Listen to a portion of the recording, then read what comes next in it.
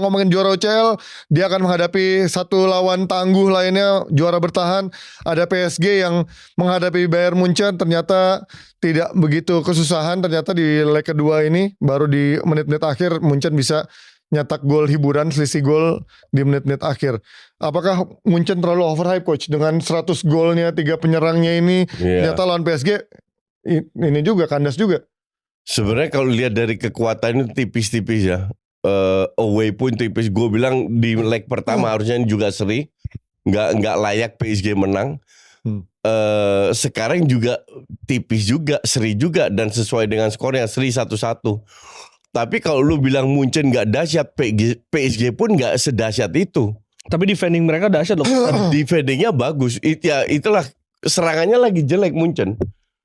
Dan defense-nya Munchen juga bagus dibanding serangan PSG. Makanya skor cuma 2 gol. Dibanding leg pertama 9 gol. Karena tadi lu lihat berapa kali Neves Vitinha itu sampai turunnya masuk ke kotak penalti. Layernya tuh benar-benar kelihatan. Betul. Itu yang membuat akhirnya sangat ketat. Apalagi dia dapat gol cepat dari transisi. Betul. Kekuatan PSG kan di situ. Semua harus lari.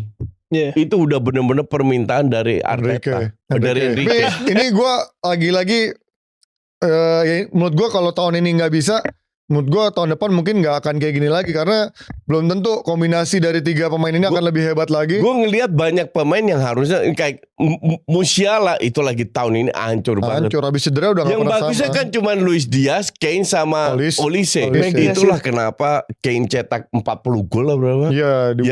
Itu yang ngangkat Munchen itu bukan karena belakang yang bagus, depannya yang dahsyat. Dan mungkin kalau di Bundesliga lini pertahanannya nggak dapat ujian sebanyak itu ya. Tapi lu lihat tadi ketika golnya PSG kan hanya 2 sentuhan udah langsung di kotak penalti Munchen. Dan ketika dia ketinggalan, Munchen juga mungkin dilema ketika dia terlalu jauh. Transisi PSG itu kan yang ditunggu kan, yang dinanti Kvaratskhelia sama si Dembele gitu. Jadi menurut gua ya PSG memang lebih layak. Dan sekali lagi yang kemarin gua katakan di minggu lalu, skill individu itu yang akhirnya membedakan pertandingan ini. Kvaratskhelia sangat efektif coach.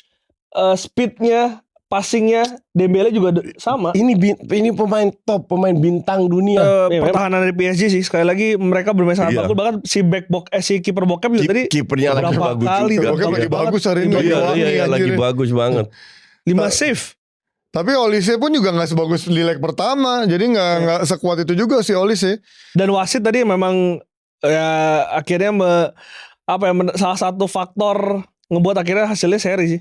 Tapi gue tadi emang udah baca sih, akhirnya gue buka IFA penasaran yang di pasal berapa tadi 12 itu ya, emang ketika ada handsball dari tendangan dari tangan kena tangan teman sendiri pasti akan otomatis dianggap tidak handsball, dan VAR pun nggak kalau jaraknya deket. Enggak, itu enggak pakai jarak dekat tadi kalau gue lihat di itu enggak ada istilah proximity atau masalah range-nya, tapi memang ketika lo buang bola selama enggak masuk ke gawang ataupun ke arah ke gawang itu enggak dianggap akan sebagai handsball dan enggak perlu untuk dilihat sama VAR. Makanya tadi enggak ada checking VAR sama sekali kan. Jadi keputusannya tepat. Tadi gue baca dan gue udah lihat dari reviewnya. Aturannya aneh kalau gue bilang. Emang agak aneh, kecuali kalau yang nendang pemain Munchen kena tangannya si João Neves itu akan baru pasti langsung dicek VAR. Tapi kalau misalkan pemain bertahannya sendiri kena tangannya dianggap nggak akan dianggap sebagai sesuatu yang handsball gitu. Jadi emang agak aneh sih aturannya menurut gue. Iya, agak aneh.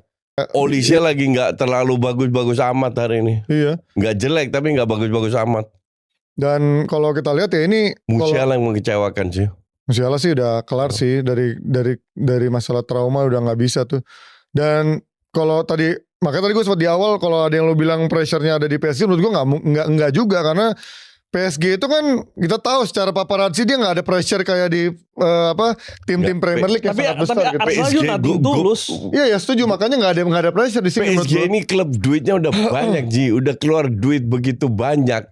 Gue bilang pressure-nya tuh ya menurut gue itu definitely di PSG. Tapi di era ini coach, pemainnya bagus-bagus semua. Iya, tapi di era Enrique dia nggak ngeluarin duit terlalu banyak dibanding eranya yang sebelum-sebelumnya coach. Iya, tapi kan image-nya masih ada. Lu punya Dembele, punya Kvaratskhelia, punya Neves terus, dan lu pertahankan juara bertahan. Juara bertahan lo. Iya, tapi gue nggak gelarnya lu pertahankan. Justru dengan dia menjadi juara bertahan, menurut gue pressure-nya nggak di situ, karena tahun lalu pun nggak ada yang nyangka dia bisa menjadi juara dengan skuad seperti ini ya. Betul, dibanding setuju. Messi dan Mbappe. Betul. Dan setuju dan mereka ikut playoff juga kan. Iya tahun lalu. Ternyata mereka membuktikan bahwa mereka udah biasa. Kalau gue bilang justru kalau udah main bagus, lu udah membuktikan dunia, ekspektasi tinggi.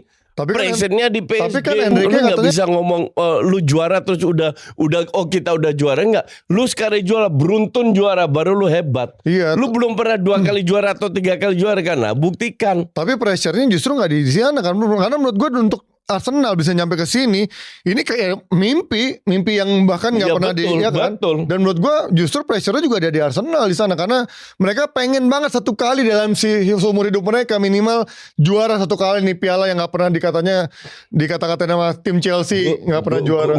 Tapi karena nggak pernah terbang itu akhirnya nggak. Justru gue bilang yang bilang Arsenal juara mah agak tolol aja. Iya tapi ngarep tapi begitu udah ada di sini ya lu nothing tulus. Tapi kualitas Arsenal kan jauh di bawah mereka. Oh iya jelas.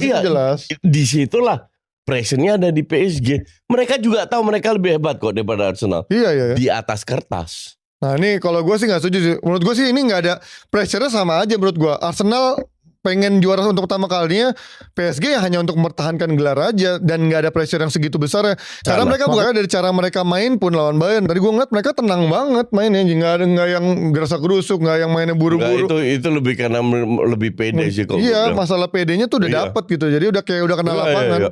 Makanya gue merasa ini ya 50-50. Justru malah Arsenal 50-50 lebih pengen banget untuk dapetin juara gitu.